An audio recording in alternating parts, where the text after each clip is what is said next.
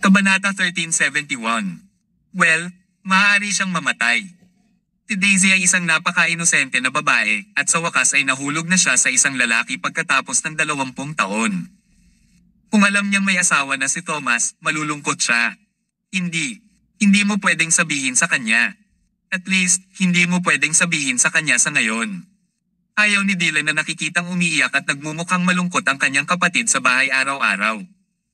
Kailangan niyang humanap ng angkop na pagkakataon para sabihin sa kanya.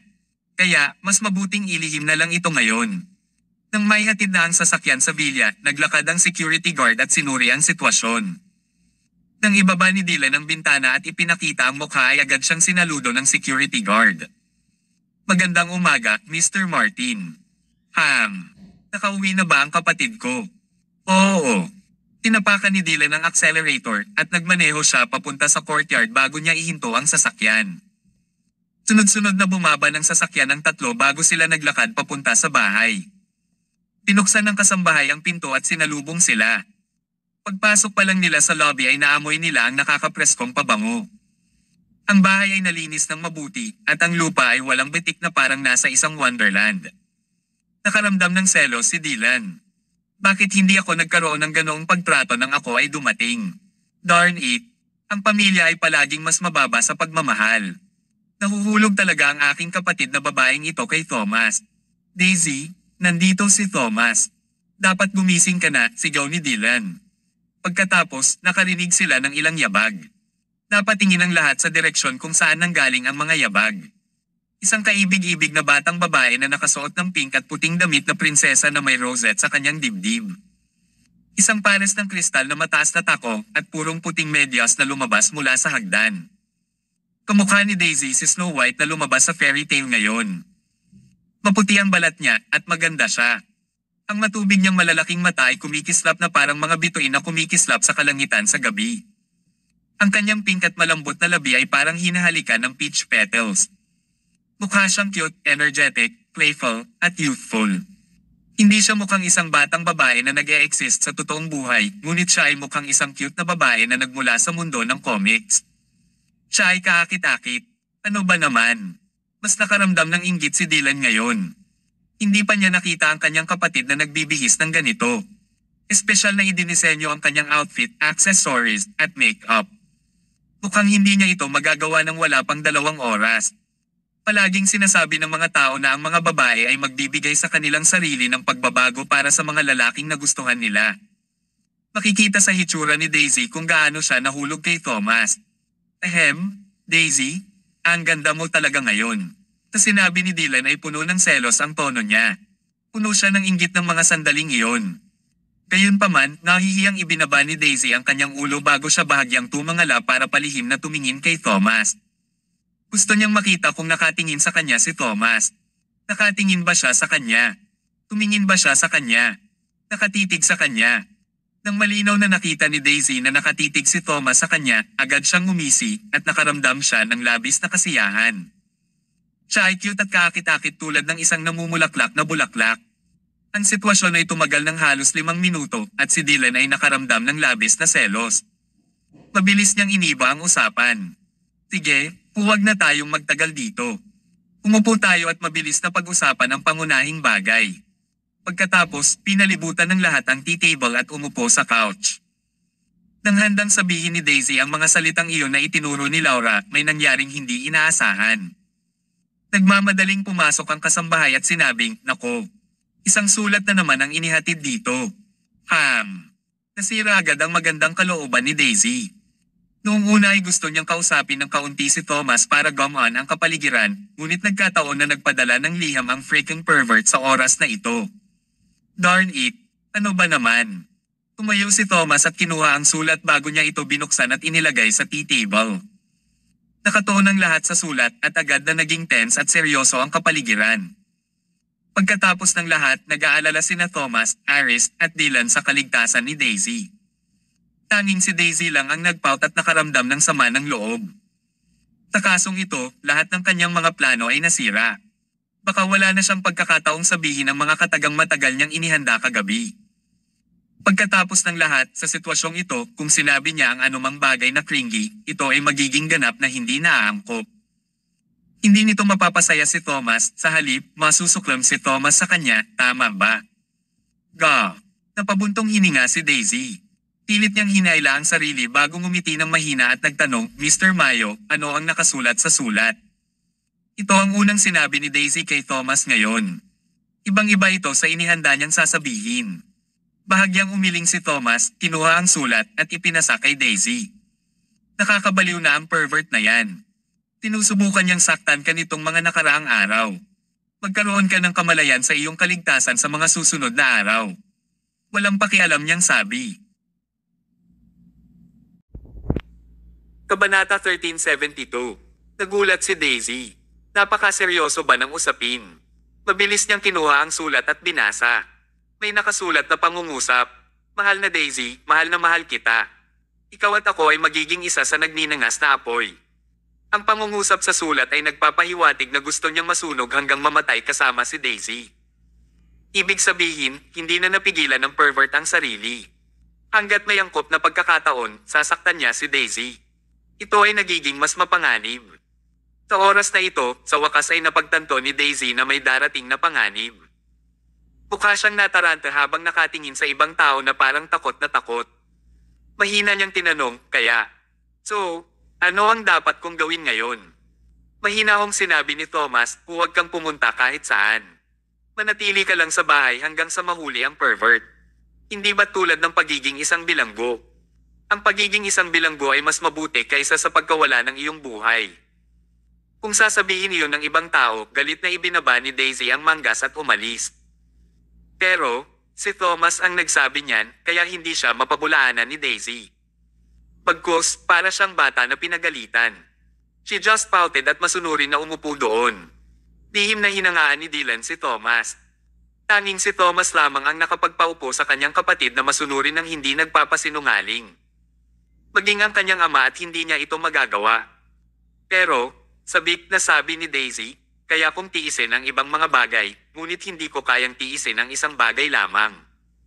Ano ito? The day after tomorrow, may appointment ako sa isang sikat na foreign fashion designer. Makikilala ko siya at ipapaliwanag ko sa kanya ang concept ng design ko. Ito ang pinaghirapan ko sa lahat ng mga taon na ito. Hindi ko talaga kayang sumuko.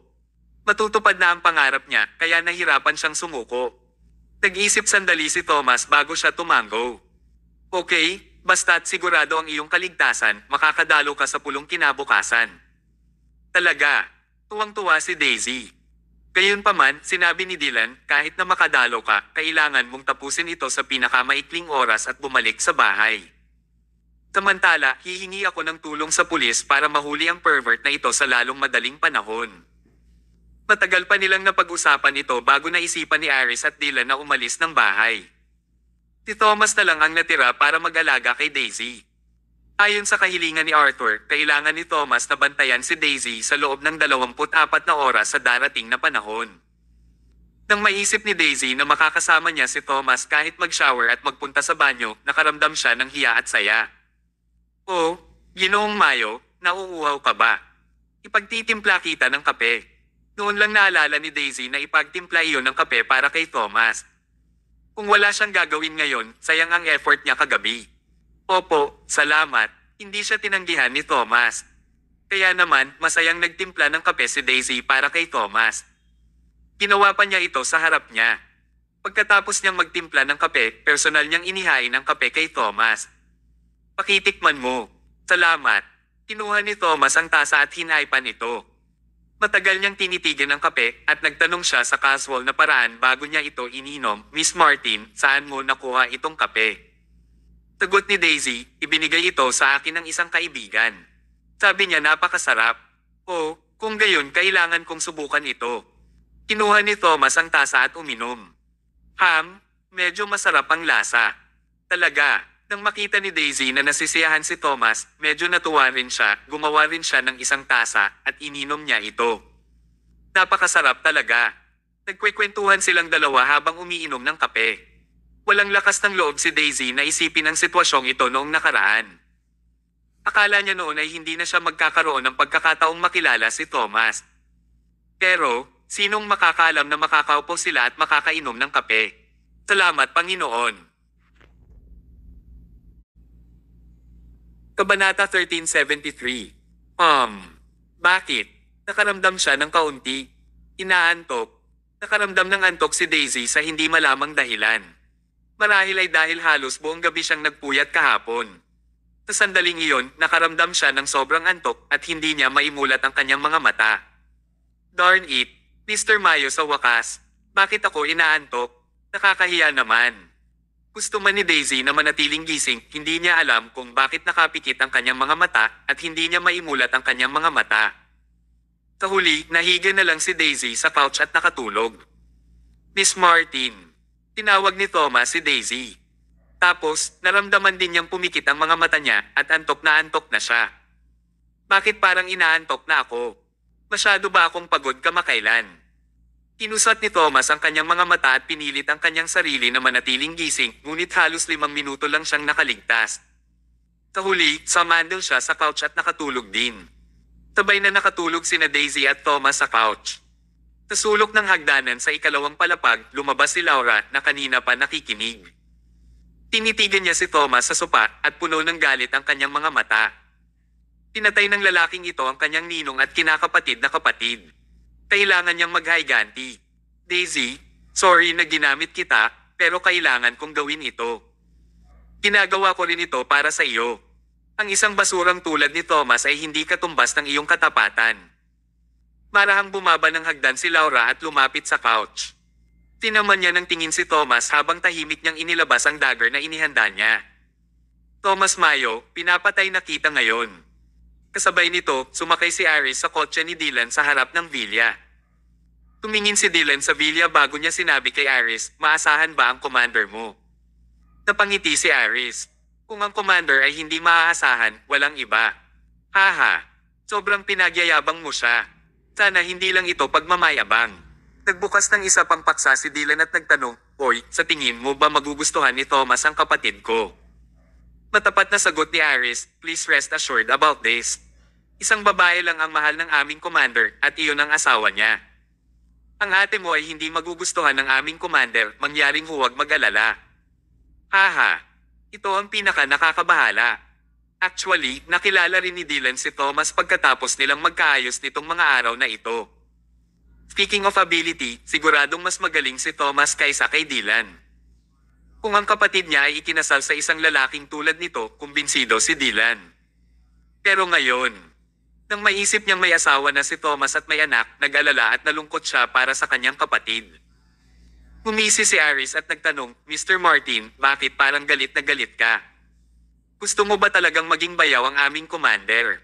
Bah, may sinabi tuloy si Dylan na labag sa kanyang iniisip. Tigilan mo na ang kalokohan dito. Paanong mapapangasawa ng kapatid ko si Thomas? Hindi ba sayang para sa kanya? Kung patuloy kang nagsasalita ng walang kaparerekon, iiwan kita dito. Makakauwi ka ng taxi. Nagkibit balikat si Aris. Take it as a joke. Pabulaykin mo ako, Mr. Martin. Umupo ka ng mahigpit.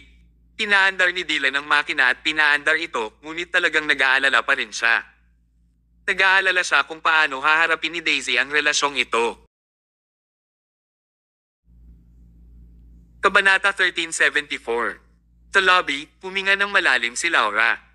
Tinitigan niya si Thomas ng ilang segundo bago niya ito sinaksak ng punyal ng walang pag-aalinlangan. Sa husay ni Laura, isang piraso lang ng cake para sa kanya ang saksakin ng isang taong walang malay na hindi kayang ipagtanggol ang sarili sa ganoong kalayuan. Gayunpaman, nang halos saksakin niya ang leeg ni Thomas gamit ang kanyang punyal, biglang nagbago ang sitwasyon. Mabilis na inabot ni Thomas ang pulso ni Laura. Sa isang iglap, si Laura ay hindi makakilos pasulong o pabalik. Laking gulat ni Laura. Kahit sino ay magugulat din sa ganitong sitwasyon. Hindi niya inaasahan na biglang maday-gising si Thomas na dapat ay wala ng malay at agad niya itong pinasuko. Sobrang lakas talaga ng impact. Hindi dapat nangyari. Imposible naman. Ginamit ni Laura si Daisy para idroga si Thomas. Theoretically, bakit magbabantay si Thomas laban kay Daisy? At saka, kitang-kita rin ni Laura na nakainom si Thomas ng kape. Bakit hindi ka natulog? Natarante talaga si Laura. Pumalaklak si Thomas at sinabing, kakaiba kung talagang nakatulog ako, di ba? Inayos mo si Daisy na ipagdamot ako sa harap ko. Sa tingin mo ba talaga bulag ako? Ano? Alam mo bang may laman sa kape? Bakit hindi ko malalaman? Kung hindi, ano sa palagay mo ang ginagawa ko sa kanlurang baybayin? Nagsasayang lang ng oras ko doon.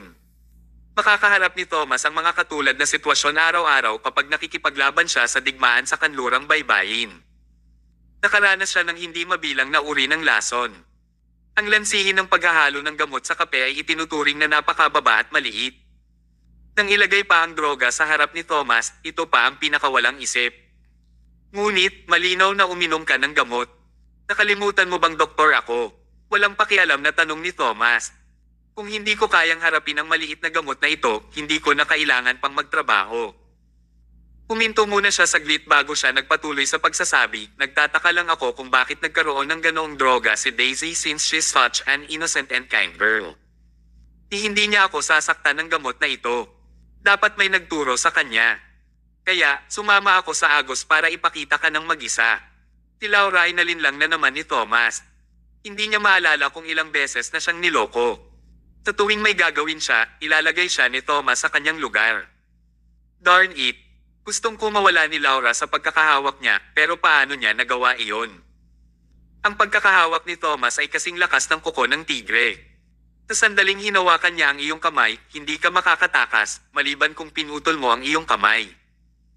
Aniya, tinatrato ka ni Daisy na parang matalik niyang kaibigan nitong mga taon pero hindi ko inaasahan na gagamitin mo siya.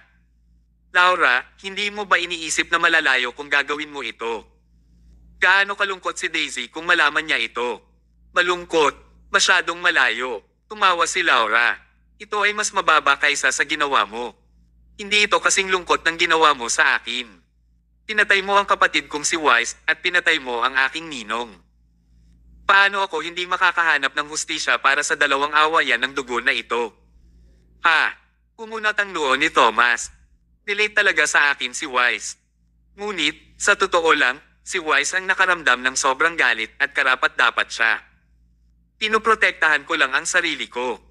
Tungkol kay Master Centipede, hindi ba siya nasunog hanggang sa mamatay? Ano ang kinalaman nito sa akin? Paano mo mabibilang sa akin ang pagkamatay niya? Nakaramdam ng inis at galit si Laura. Thomas Mayo, bakit ka pa nagpapanggap? Ipinadala mo ang iyong mga tao upang magsunog at sunugin ang aking ninong hanggang sa mamatay. Muntik mo na ring masunog si Carrie. Ano ba ito? Noon lang napagtanto ni Thomas na siya ay napagkamalan. Kung hindi sinabi ni Laura sa kanya, wala pa rin siyang ideya na siya ang may pananagutan sa buhay ng tao.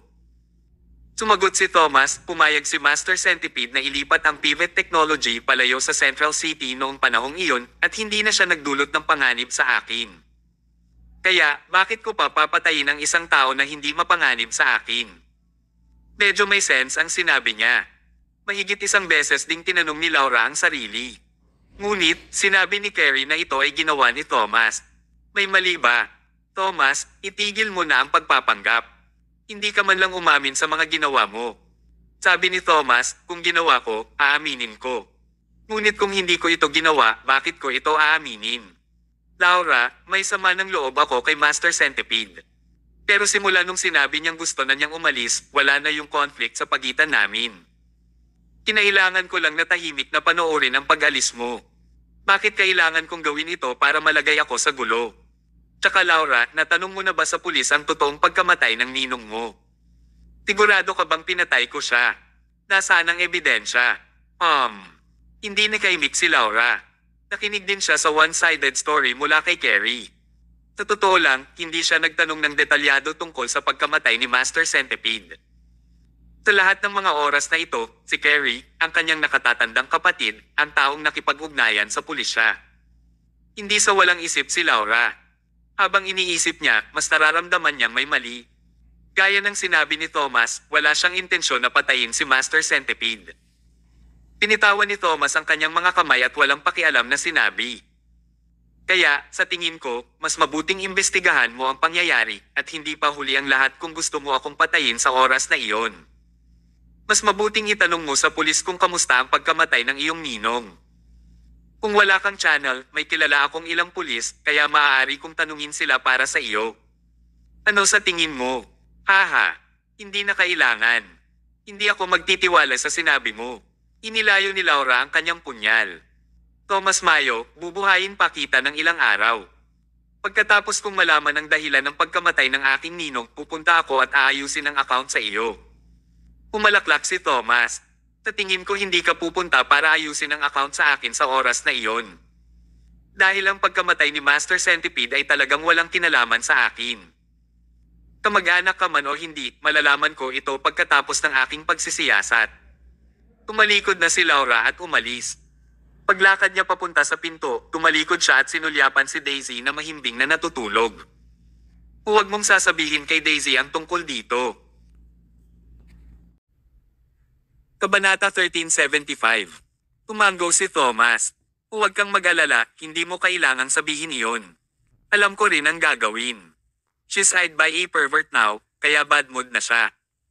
Kung alam niyang ginagamit siya ng kanyang matalik na kaibigan para pumatay ng tao, magiging depressed si Daisy. Napuno ng guilt ang mga mata ni Laura. Napakalayo na talaga niya para kay Daisy. Walang sinasabi, binuksan lang ni Laura ang pinto, lumabas ng villa. Pagkaalis ni Laura, tinawagan ni Thomas si Iris.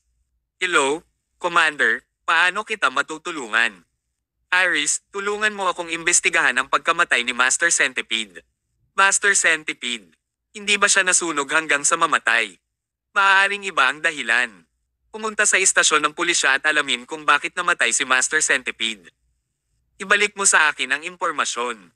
Opo, Ginoo. Pagkaraang tapusin ni Thomas ang tawag, sumandal siya sa sopa at sumilay sa isang walang magawa, mapait na ngiti. Hindi niya talaga akalain na mapapasok siya sa ganoong gulo. Talagang sinisi siya sa aksidenteng pagkamatay ni Master Centipede.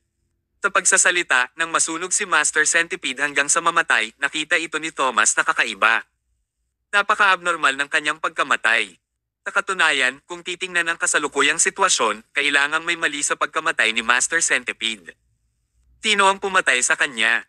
Sino ang nag-frame kay Thomas, pati na rin ang ginawang mag-away sina Thomas at Laura? Kailangan niya itong imbestigahan. Samantala, galit na bumalik si Laura sa Pivot Technology.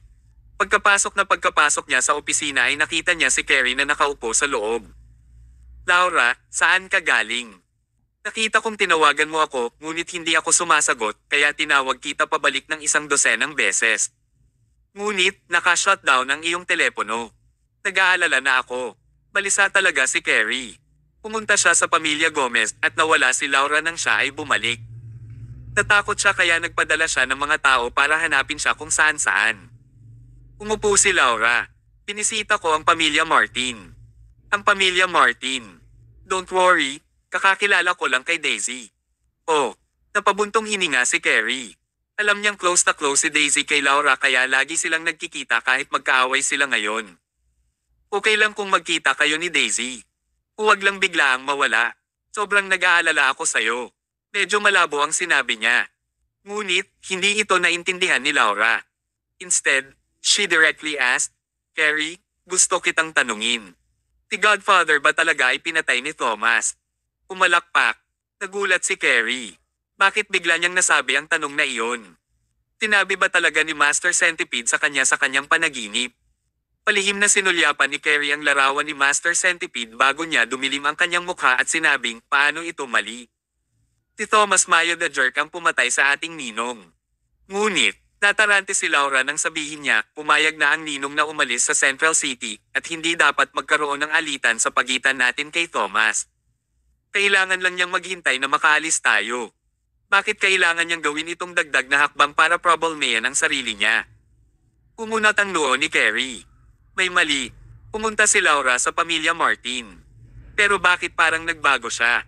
Sino ang nakilala niya at ano ang narinig niya? Sabi ni Carrie, Laura, paano mo maiisip si Thomas, ang pervert na mamamatay na iyon, na may normal na pag-iisip? Matagal na niyang ayaw sa atin at gusto niyang tanggalin tayong lahat. Kahit na pumayag tayong umalis, ayaw din niya tayong manatiling buhay. Si Thomas ay ganoong uri ng hindi makatao na haltak. Hindi mo ito maiisip ng may normal na pag-iisip. Talaga. Pinaikit ni Laura ang kanyang mga mata. Mula sa pagkakasangkot niya kay Thomas, hindi siya ganoon din ang nararamdaman. Mula sa pananaw ni Laura, si Thomas ay napakaingat, maalalahanin, at determinado. Hindi siya isang taong biglang maglalabas ng galit para sa sarili niyang pagnanasa. Dapat mayroong isang bagay dito. Naiintindihan ko, Carrie. Medyo inaantok na ako ngayon, kaya gusto kong umidlip. Umalis ka muna sandali. Okay. Naramdaman ni Carrie na may iniisip si Laura, ngunit hindi ito komportable para sa kanya na sabihin iyon. Tahimik siyang tumayo at umalis. Pagkaalis ni Carrie, tinawagan agad ni Laura si Mr. Norman, ang abogado ng kumpanya. Ginoong Norman, mangyaring pumunta sa aking opisina. May itatanong ako sa'yo. Kasama ako ngayon. Maya-maya, dumating si Craig Norman sa opisina ni Laura. Miss Laura, hinahanap mo ba ako? Oo, umupo ka muna. Personal na kumuha si Laura ng isang tasa ng tsaa at inilagay ito sa harap ni Craig. Ginoong Norman, kayo ba ni Carrie ang humaharap sa kaso ng pagkamatay ng aking ninong? Oo. May itatanong sana ako sa'yo. Tinitigan ni Laura ang mga mata ni Craig at tinanong siya, paano? Namatay ang aking ninong. Kabanata 1376. Nang marinig ni Craig ang katanungan, makikita na nanginginig ang mga kamay niya. Gayunpaman, dahil sa kanyang matibay na mentality, agad niyang pinakalma ang kanyang sarili. Nasaksihan ni Laura ang lahat ng kanyang mga sagot. Mukhang malungkot si Craig habang sinasabi niya, si Master Centipede ay nasunog ng buhay. Sinasabi ng autopsy report na ang kanyang dibdib ay puno ng alikabok at nakakalungkot ang kanyang pagkamatay. Talaga. Kung totoo iyon, mapapatunayan niya na may pinadalang tao si Thomas para sunugin at patayin si Master Centipede. Pero, nararamdaman pa rin ni Laura na parang may mali. Pagkatapos niyang makitungo sa mga taong ito sa nakalipas na ilang taon, malalaman niya kung nagsisinungaling ang tao sa isang sulyap. Mahusay ang mentality ni Craig, pero naramdaman pa rin niya ang amoy ng kasinungalingan mula sa hindi siguradong tingin nito. Malamang may problema. Kasunod nito ay tinanong ni Laura, pwede ko bang makita ang autopsy report? Nang marinig ito ay tumawa ng malakas si Craig. Paano ko ito gagawin? Ang mga pulis ang may hawak ng autopsy report. Bakit nila ito ibibigay sa atin? Pwede mo bang kausapin ang mga pulis na ipakita ito sa akin? Hindi ko kayang gawin ito.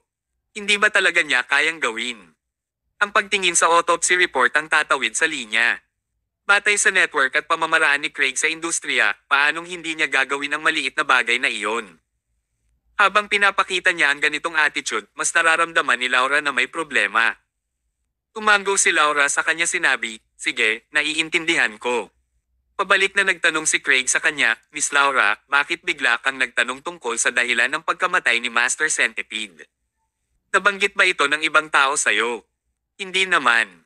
Hindi lang ako nakakuha ng pagkakataon na tanungin kayo tungkol dito pagkatapos mamatay si Godfather, kaya medyo nalulungkot ako. Gusto ko lang malaman ito ng mas malinaw. Huwag kang mag-alala, Miss Laura. Kami na ni Chairman ang bahala. Wala tayong problema na makakaharap. Sige, naintindihan ko. Pwede ka nang umalis. Sige. Tumayo si Craig at umalis bago niya maingat na isinara ang pinto. Sa opisina, si Laura ay naka-cross legs, sumandal sa sopa habang nakasimangot. Halatang mabigat ang pakiramdam niya. Pakiramdam niya ay may nabulag ang kanyang mga mata at ang mga messages na natanggap niya ay sinabi ng ibang tao. Pero hindi niya makita kung ano ang katotohanan. Totoo ba talaga ang sinabi ng ibang tao? Kahit na ang tinutukoy na ibang tao ay ang kanyang panganay na kapatid, na siya rin ang pinakamapagkakatiwalaang tao ngayon, hindi pa rin komportable si Laura sa kanyang anxiety. Ninong, pinatay ka ba talaga ni Thomas?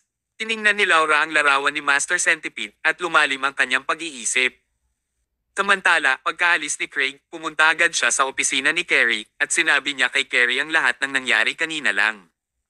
Ilang sandali lang ay bumulong siya, Mr. Lawrence, parang may alam si Miss Laura. Imposible ito. Sumagot naman si Carrie, bukod sa pulis, ako lang at ikaw. Sa kumpanya walang nakakaalam ang tungkol sa totoong dahilan ng pagkamatay ni Godfather. Tayong dalawa lang ang parating lumalapit sa pulis. Imposibleng makuha ni Laura ang katotohanan mula sa pulis. Hindi rin naman natin sasabihin sa kanya ang totoo, so, saan siya nakakita ng pagkakamali? Hindi rin moari ni Craig kung saan sila nagkamali. Biglang pinaikit ni Carrie ang kanyang mga mata at sinabi niya, pumunta si Laura sa pamilyang Martin kaninang umaga at naging alerto siya pagkatapos niyang bumalik. Baka may nasabi sa kanya ang pamilyang Martin. Hindi, imposible rin na malaman ng pamilyang Martin ang katotohanan. Sino pa ba ito? Sa pagkakataon na iyon, hindi rin inasahan ni Carrie na si Thomas ang taong naglantad nito. Naging madilim ang kalangitan. Samantala sa villa ng pamilyang Martin, inayos ng housekeeper ang mga tauhan na maghanda ng isang buong mesa ng mga pagkain. Ngumiti si Thomas nang makita niya ang mesa na puno ng mga pagkain, at nagtanong, tayong dalawa lang ang nandito, pero kakainin natin ang buong mesa na puno ng mga pagkain. Pinakita ni Daisy ang kanyang dila. Ikaw ang VIP, Mr. Mayo. Siyempre, kailangan kitang pretuhin ng maayos. Kabanata 1377. Mapait na ngumiti si Thomas habang umiiling. Tinuri niya ang lahat para makita kung maayos ba ang lahat ng pagkain habang sinasabi. Kung gusto mo akong ilibre, hindi mo kailangang maghanda ng napakaraming pagkain dahil hindi naman malaki ang aking appetite. Dito natapos ang assessment. Walang problema sa pagkain. Pwede na tayong kumain. Sige. Iyon ang unang pagkakataon na umupo ng magkatapat sa bawat isa sila Daisy at Thomas sa magkabilang gilid ng mesa at sabay silang kumain. Wala silang common topics na dapat pag-usapan at naging awkward talaga ang atmosphere. Pagkatapos kumain ni Daisy ay bumalik na siya sa kanyang kwarto at nagpahinga. Si Thomas ay sumama sa kanya. Nakahiga si Daisy sa kanyang kama habang si Thomas ay nakaupo sa sopa. Hindi man lang sila nag-usap. Nakaramdam ng pagkalito si Daisy. Gusto niyang maghanap ng topic na dapat nilang pag-usapan pero kakaiba ito. Sa huli, naramdaman niya na medyo mabuti para kanila na manatiling tahimik. Unti-unting dumidilim ang gabi. Oras na para maligo at matulog si Daisy. Kadalasan ay naliligo na agad siya, pero ngayon. Tumingin si Daisy kay Thomas bago niya ibinaba ang ulo at nahihiyang nagsalita. Mr. Mayo, gusto kong maligo at matulog. Sige, pupunta ako doon at susuriin ang banyo. Seryosong sinuri ni Thomas ang banyo at nakita niyang walang problema. Pagkatapos, lumipat siya ng upuan at umupo sa pintuan ng banyo. Pwede ka nang mag-shower ngayon. Ha? Hiyang-hiya si Daisy hanggang sa punto na namula ang kanyang mukha. Mukha siyang problemado habang sinasabi niya, uupo ka dito at papanoorin akong mag-shower. Oo. Oo. Siya ay isang virgin. Bakit niya hahayaan na makita siya nito? Makakapag-asawa pa kaya siya? Kahit na gusto niyang pakasalan si Thomas, hindi naman pwede na maging komportable siya tulad ng ginagawa niya ngayon, hindi ba? Nakaramdam ng pagkalito si Daisy. Nahihiya siya at kinakabahan, ngunit nakaramdam din siya ng kaunting saya. Bakit masaya ako? Bakit ako matutuwa kapag may lalaking nanunood sa akin habang naliligo ako? Hindi kaya masyado akong. Naramdaman ni Thomas ang iniisip ni Daisy. Itinuro niya ang banyo at sinabing, pagpasok mo sa loob, isara mo ang mga kortina. Anino mo lang ang makikita ko sa kortina imbes na katawan mo. Tinisiguro kung magiging ligtas ka at hindi masisira ang iyong reputasyon. Okay, sige. Maraming salamat. Ang ginagawa niya ay lumampas sa linya. Paano hahayaan ng isang regular na babae na makita ng ibang lalaki ang kanyang anino kapag hinubad niya ang kanyang damit para maligo? Nakakahiya ito, okay. Gayunpaman, nang maisip niya na ang lalaki ay si Thomas, tuluyan nang nablangko ang kanyang isip. Ang tanging naramdaman niya ay matinding kasiyahan. Okay, papasok na ako. Sige. Kinuha ni Daisy ang kanyang pamalit na damit at pumasok sa shower. Pagkatapos, hinawi niya ang kortina. Nakikita ni Thomas ang anino niya sa kortina matapos sumikat ang liwanag sa kanyang katawan. Siya ay sensitive at cute. Sa puntong iyon, malakas din ang tibok ng puso ni Thomas. Kahit sinong makakita nito ay madudurog ang kanyang puso. Gayunpaman, pinigilan ni Thomas ang kanyang sarili at nanatili siyang kalmado. Habang pinapanood niya ang anino nito, sinubukan niyang ilayo ang kanyang isipan sa anumang nakakagambalang mga kaisipan. Nanatiling normal ang lahat. Hanggang sa kawakas ay angkop na ang temperatura ng tubig at hinubad ni Daisy ang kanyang damit sa likod ng kortina. Ang anino ng kanyang flawless at mapang-akit na katawan ay naaninag sa kortina. Kahit na ayaw ni Thomas na magkaroon ng masamang kaisipan, hindi na niya ito kayang pigilan. Kabanata 1378. Walang kamalay-malay na inilayo ni Thomas ang kanyang tingin sa kurtina. 1 segundo, 2 segundo, 3 segundo. Pagkatapos niyang kumalma ay ibinalik niya ang kanyang tingin sa kurtina. Sa mga mata ni Thomas, parang pinapanood niya ang isang anino habang tinitingnan niya ang magandang katawan nito at hindi na ito pumukaw sa kanyang pagnanasa. Makalipas ang 40 minutes, natapos na rin sa pagligo si Daisy. Hindi alam ni Thomas kung bakit ang tagal maligo ng isang babae. Kadalasan siyang tumatagal ng 5 minuto para maligo at hindi hihigit sa 10 minuto. Pero pagkatapos itong pag-isipan ng mabuti, ang kanyang asawang si Emma ay naliligo ng mahigit 30 minutes. Habang nag-iisip si Thomas, bumukas ang mga kurtina at lumitaw ang isang magandang babae na naglalabas ng mabangong halimuyak. Dahil matagal siyang naligo, nakalimutan niyang nakaupo pa rin si Thomas sa may pintuan. Pagkatapos maligo, hindi niya namamalayan na itinaas ang mga kurtina at naghanda siyang lumabas tulad ng dati. Napasigaw si Daisy at mabilis na bumalik sa likod ng kurtina. Makikita ang kanyang nanginginig na anino at kitang-kita ni Thomas na nahihiya at kinakababahan si Daisy. Natigilan din si Thomas. Hindi niya inaasahan na magiging ganito ang sitwasyon. Sa sandaling iyon, nakarinig sila ng mga yabag at isang malaking grupo ng mga security guard ang dumating sa pintuan. "Miss, okay ka lang?" Bumalik sa katinoan si Daisy at sinabi, "Okay lang ako. Nadulas lang ako, okay lang ako." "O sige, bumaba na kami. Kung kailangan mo ng tulong, sabihin mo ito sa amin." "Sige, bumaba muna kayo." Matapos paalisan ng mga security guard, pinatuyo ni Daisy ang kanyang katawan at sinuot ang kanyang damit. Pagkatapos, binuksan niya ang mga kurtina at lumabas. Mainit at pula ang kanyang mukha habang nahihiya siyang tumingin kay Thomas. Ibinaba niya ang kanyang ulo at mabilis na nilampasan si Thomas. Tumalon siya sa kama na parang puting kuneho at tinakpan ang kanyang ulo ng kubrekama. Huminga ng malalim si Thomas at umiling habang pilit na nakangiti. Pumasok siya sa kwarto at isinara ang pinto. "Huwag kang matulog sa ilalim ng kubrekama. Mahihirapan kang huminga," malumanay na sinabi ni Thomas. Hinailan ni Daisy ang kubrekama para ipakita ang kanyang ulo. Tahimik niyang tiningnan si Thomas at ngumisi. "Matutulog muna ako." "Sige." Pinuksan ni Thomas ang desk lamp at pinatay ang ilaw sa kwarto. Pagkatapos nito ay umupo siya sa couch habang nakatingin kay Daisy. Pagkatapos ay curious na tinanong ni Daisy, "Hindi ka matutulog?" Sumagot si Thomas, "Sinong magpoprotekta sa'yo kung matutulog ako? Pero kaya pa ba ng katawan mo? Huwag mo akong alalahanin. Kailangan ko lang umidlip ng saglit. May mga mas masahol pang sitwasyon kaysa dito sa West Coast, kaya wala lang ito sa akin." Habang sinasabi niya ito, mas lalong sumama ang pakiramdam ni Daisy. Umikit siya para matulog. Masaya siya at komportable. Dahil binabantayan siya ni Thomas, naramdaman niyang ligtas na siya at imposible na may mangyaring masama sa kanya. Ano kaya ang pakiramdam kung magpapatuloy sa habang buhay? Kung kaya niya lang solohin ang lalaking ito, mabuti kung si Thomas ay humiga sa tabi niya at yakapin siya habang natutulog sila ng magkasama. 2 araw na magkasama sina Thomas at Daisy. Hindi sila kailanman lumayo sa isa't isa. Kahit sa pagligo o pagpunta sa Cubeta, kailangang siguraduhin ni Thomas na nananatili sa kanyang radar si Daisy. Hindi tutol si Daisy sa arrangement na ito at sa halip ay tuwang-tuwa pa siya. Sa wakas, dumating ang 3 araw. Sa araw na ito, kailangan ni Daisy na makipagkita sa isang designer mula sa ibang bansa para pag-usapan ang kanyang design philosophy. Inaasahan niyang makakuha ng mas maraming experience at kaalaman mula sa designer dahil gusto niyang palawakin ang kanyang sariling brand.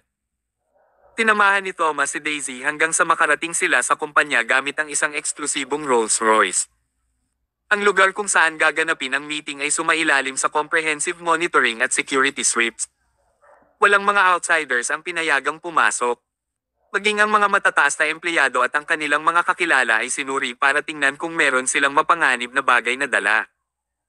Pero pagdating ni Daisy sa venue, may tahimik na nagabot kay Thomas ng sulat at pamulong, "Mr. Mayo, ang sulat na ito ay natagpuan sa opisina ni Miss Martin kaninang madaling araw. Tingnan mo ito para sa amin." Pinuksan ni Thomas ang sobra at binasa ito kasama si Daisy.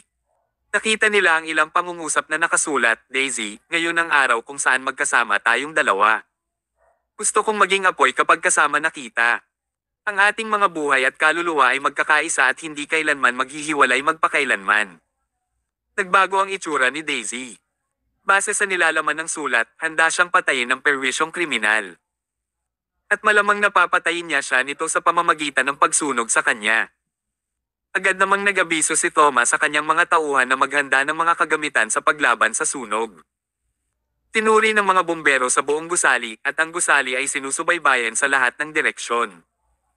Ang bawat lugar ay dapat lang suriin at walang kagamitan na pwedeng magdulot ng apoy ang pinapayagang dalhin. Ang mga bagay tulad ng posporo at lighter ay hindi pinapayagang dalhin sa loob ng kumpanya. Sa katunayan, inayos pa ni Thomas ang ruta ni Daisy para sa araw na ito. Ang lahat ng iba pang mga hindi kinakailangang activities ay hindi itinuloy at nakipagkita siya ng direkta sa designer na kilala sa pangalang Jerry para sa isang detalyadong pag-uusap. Kabanata 1379. Pagkatapos ng kanilang pag-uusap, sinundo agad siya ni Thomas at hinatid pabalik sa villa. Walang ibang aktibidad noong panahon na iyon at kahit ang pagpunta sa palikuran ay ipinagbabawal. Sa ilalim ng malupit na kondisyon, hindi sila naniniwala na ang mamamatay tao ay may kakayahang saktan si Daisy. Ilang sandali pa ay pinaalalahanan siya ni Thomas, "Miss Martin, gusto kong i-suggest sa iyo na huwag mo nang maging abala sa mga aktibidad ngayon at sumama ka sa akin pabalik ng bahay. Ito ang pinakamahusay na paraan para masiguro nating ligtas ang iyong buhay." Totoo ito. Gayunpaman, napakahirap pa rin para kay Daisy na isuko ang resulta ng napakaraming taon ng pagsusumikap na malapit ng magkatotoo.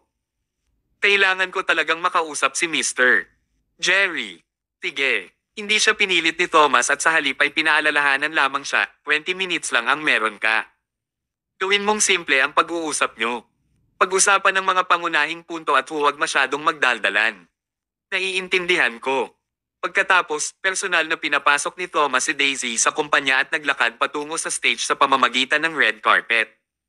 Patuloy ang mga tunog ng kamera habang naglalakad sila. Ang mga reporter, media, company employees, at mga executive ay nagbigay ng kahalagahan sa pinakahihintay na meeting.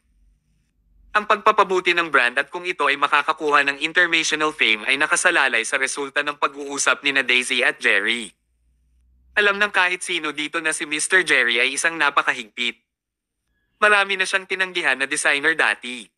Sa pagkakataong ito ay ganap na siyang makilala ni Daisy dahil mayroon siyang magandang kinabukasan.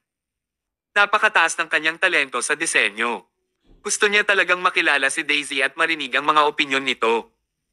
Kung hindi siya masiyahan ni Daisy, ang epekto ng tatak ay lubos na mababawasan. Sa kabaligtaran, kung nasisiyahan si Mr. Jerry, ang kanilang tatak ay agad na magiging isang international brand at ang mapapabuti ang katanyagan nito. Nakasalalay sa ngayon kung magtatagumpay o matatalo sila. Kumaway si Daisy at nakangiting naglakad papunta sa stage. Pagkarating ni Thomas sa gilid ng stage, puminto siya at pinanood si Daisy na naglalakad papunta habang nasa likuran ng kanyang mga kamay. Umupo siya sa high stool na inihanda para sa kanya. Pagkatapos nito, tumingin si Thomas sa paligid at sinuri niya ang ekspresyon ng lahat ng mga manunood. Kung ang layunin ng murderer ni Daisy ay sunugin si Daisy hanggang sa mamatay siya, paniguradong kakaiba ang ugali ng taong ito. Matapos suriin ang paligid, walang nakita si Thomas na namumukod tangi sa kanila. Mayroong ilang mga kaina-hinalang tao, ngunit nawala agad ang kanyang suspete sa mga ito. Talagang mahirap makahanap ng isang perverted murderer na hindi pinapakita ang kanyang pagkakakilanlan sa daan-daang tao. Gayunpaman, talagang interesado si Thomas na makita ang mga susunod na pangyayari. Paano kikilos ang mamamatay tao mamaya?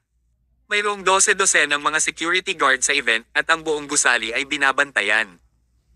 Bawat palikuran ay binabantayan din ng mga security guard at ang red carpet na patungo sa entablado ay binabantayan din ni Thomas. Ang stage ay napapaligiran ng mga railings at ang mga ito ay sadyang pinaghiwalay ng mga flower basket para magkaroon ng tiyak na distansya. Kung gusto talagang sunugin ng murdered si Daisy, iisa lang ang paraan, kailangan niyang magmadaling umakyat sa red carpet. Pero bago pa yun mangyari, kailangan munang pabagsakin si Thomas hanggang sa punto na hindi siya makagalaw. Mayroon bang ganoong klase ng tao? Tahimik na nakatayo si Thomas, naghihintay. Naghihintay siya kung paano gagawin ng murderer ang krimen. Pagkaraan ng ilang sandali, nagsimulang mag-shoot ang mga kamera dahil lumitaw ang isa pang bituin ngayon at iyon ay walang iba kundi si Mr. Jerry. Nagmaneho siya mula sa 5-star hotel sakay ng isang private car. Pumunta siya sa red carpet at naglakad papunta sa stage habang winuwagayway ang kanyang mga kamay. Si Jerry ay wala pang 180 sentimetro ang taas at siya ay nasa kanyang 50s. Marami siyang kulubot sa mukha at kulay puti ang kanyang buhok dahil sa katandaan. Hindi ito nakakagulat. Si Mr. Jerry ay inilalarawan ng marami bilang isang mahigpit na tao. Madalas niyang pinapuna ang iba kaya natural, hindi friendly ang impresyon na iniiwan niya sa ibang tao. Nang lumapit si Jerry, nagkusa si Thomas na tumabi at pinaakyat si Jerry sa stage. Nang dumaan si Jerry, nagkaroon ng kakaibang pakiramdam si Thomas. Bigla niyang binaling ang kanyang tingin kay Jerry. Pakiramdam niya ay may mali, ngunit pagkaraan ng ilang sandali ay hindi niya masabi kung ano ito. Gayunpaman, hindi komportable si Thomas sa awkwardness na ito. Bahagyang ipinikit ni Thomas ang kanyang mga mata at itinoon ang buong atensyon kay Jerry. Sa harap ng maraming mga mata, umupo si Mr. Jerry sa isa pang upuan. Inilagay niya ang file bag sa kanyang kamay sa gitna ng mesa. Pagkatapos nito ay ngumiti siya at nakipagkamay kay Daisy. Bihira lang makitang ngumiti si Jerry. "Hello, Mr. Jerry. Salamat sa paglalaan ng oras sa iyong busy schedule para makipagkita sa akin. Isang karangalan ng meeting na ito para sa akin." Ngumiti si Jerry at sumagot, "Huwag mo akong bolahin, Miss Martin. Nakita ko mismo ng detalyado ang iyong trabaho. Napakaganda nito. Mataas ang aking expectation para sa iyong mga design ideas. Talaga. Bago ang lahat, Mr. Jerry, hihingi muna ako ng tawad sa iyo kung may pagkakamali man ako. Hindi mo kailangang maging humble." Dahil meron siyang 20-minute time limit, hindi na nagsalita pa si Daisy at diretsong sinimulan ang kanilang official topic. Tinabi niya sa kabilang partido ang kanyang mga saloobin at design concepts ng paunti-unti. Habang nakikinig si Jerry, lalo siyang nakakaramdam ng kaligayahan. Humahanga siya sa mga utak ni Daisy. Hindi niya inaasahan na sa isang malayong bansa, may kakaiba silang concept ng design na nangangahulugang nagbago ang likas na pag-isip ni Mr. Jerry tungkol sa Summerland. Habang nag-uusap sila, mas lalo silang nag-aalinlangan, at ang mga kamera sa kanilang paligid ay patuloy na kinukuha ang kanilang mga pictures. Napaka-peaceful ng pakiramdam na ito. Gayunpaman, naramdaman ni Thomas na sa gitna ng huwad na kapayapaang ito, isang mahusay na planadong pukana ang malapit ng mangyari. Kabanata 1380. Lalong naging masaya si Daisy habang lumalalim ang pag-uusap nila ni Jerry. Tinabi niya sa kanya ang lahat ng kanyang constructive ideas at nakuha niya ang affirmation ni Jerry. Inakala ng lahat na maayos ang magiging daloy ng meeting ngayon, ilang sandali pa ay isang aksidente ang nangyari. Umiti si Jerry at ipinasok ang kamay sa briefcase. Noong una, akala ng lahat na ito ay ordinaryong aksyon lamang, ngunit natakot ang lahat sa mga sumunod na pangyayari. Naglabas si Jerry ng lighter at isang bote ng hindi kilalang likido mula sa kanyang bag. Pinuksan niya ang takip at inihanda itong ibuhos kay Daisy. Nagulat si Daisy nang makita ito. Natigilan siya at huminto sa kalagitnaan ng pag-uusap. Ang grupo ng mga tao sa ibaba ay kumukuha ng mga larawan dahil nagulat sila sa ginawa ni Jerry. Imposible para sa isang tao na pigilan ang ganitong klase ng mga galaw dahil ang oras ng pag-iisip na ibinigay ay masyadong maikli para makapag-react sila. Tsaka sinong mag-aakalang na ang pervert na nagsulat ng mga sulat na iyon ay si Mr. Jerry. Ang isang sikat na expert ay isa palang manyak na gustong sunugin si Daisy. Walang maniniwala na totoo iyon. Gayunpaman, baka siya lamang iyon. Dahil napaka-metikuloso ng layout ng site, si Jerry lang ang may kakayahang flammable item nang hindi sinusuri ng security team. Hindi susuriin ng mga security guard ang ganoong klase ng eksperto. Pero si Jerry pala ang taong iyon. Malapit na sanang magtagumpay si Jerry sa ginagawa niya nang biglang sumugod si Thomas sa stage na parang ihip ng hangin. Hinawakan niya ang kaliwang kamay ni Jerry at sinipa ang lighter sa kanang kamay pagkatapos nito. Ang buong proseso ay nangyari sa loob ng wala pang ilang segundo, at ang rescue work ay natapos sa loob lamang ng ilang sandali. Ang mga reporter at media sa ibaba ay hindi man lang nagkaroon ng oras na kumuha ng litrato. Masyadong mabilis ang pangyayari. Mula sa paglabas ni Jerry ng lighter hanggang sa pagpigil sa kanya ni Thomas, ang buong proseso ay hindi hihigit sa 2 segundo. Parang alam na ni Thomas na gagawa ng krimen si Jerry sa simula pa lang. "Pakawalan mo ako. Bitawan mo ako. Si Jerry ay pilit na nagpupumiglas habang hawak siya ni Thomas sa mesa. Pero paano niya lalabanan si Thomas? Sa pagkakataong ito lang bumalik sa katinoan si Daisy dahil nagulat siya sa pangyayari. Si Mr. Jerry pala ang manyak. Pero imposible ito. Paano ito nangyari? Hindi maintindihan ni Daisy kung paano ito nangyari. Hindi siya ang tunay na Mr. Jerry. Iniabot ni Thomas ang kanyang kamay at pinunit ang peking balbas at wig habang nagsasalita. Isa pala siyang peke. Ilang sandali pa ay napasigaw si Daisy, "Impostor ka. Nasaan ang totoong Mr. Jerry?" Nanatiling tahimik ang impostor. Ipinatawag ni Thomas ang mga security guard upang tingnan ang impostor at inutusan niya ang kanyang mga subordinate na hanapin si Mr. Jerry sa hotel. Kung tama ang hula niya, ang tunay na Master Jerry ay tiyak na pinasuko ng isang tao sa loob ng hotel. Pagkatapos, sinamahan ni Thomas si Daisy na umalis sa eksena. Pagkababa nila sa stage, lumapit ang general manager ng kumpanya na nagngangalang Cindy Houston at nag-aalalang nagtanong, "Miss Martin, okay ka lang?" Huminga ng malalim si Daisy. "Okay lang ako. Medyo natatakot lang ako. Mabuti naman. Delikado dito. Hayaan mo akong ihatid ka." Tinamahan ni Daisy si Cindy at umalis ng kumpanya. Habang palabas, tinanong ni Daisy si Thomas nang may pagtataka, "Paano mo nalaman na si Mr. Jerry ay isang impostor?" "Napaka-realistic ng makeup niya kaya hindi ko ito napansin." Mahina akong sumagot sa kanya si Thomas, "Hindi ko ito napansin noong una, pero naramdaman kong may mali noong dumaan siya sa harapan ko." "Nung dumaan siya sa harapan mo?" "Oo," paliwanag ni Thomas, "nararamdaman ko na ang kanyang paghinga ay masyadong smooth at medyo malakas. Iyan ay isang katangian na meron ang mga kabataan. Ang mga tao sa kanyang edad ay hindi kailanman humihinga ng malakas. Kahit pa healthy siya, hindi niya ito magagawa." Tumanggo sa kanya si Daisy. "Naramdaman mo na may mali sa kanya sa simula pa lang, kaya napigilan mo siya bago niya ako patayin." "Eksakto.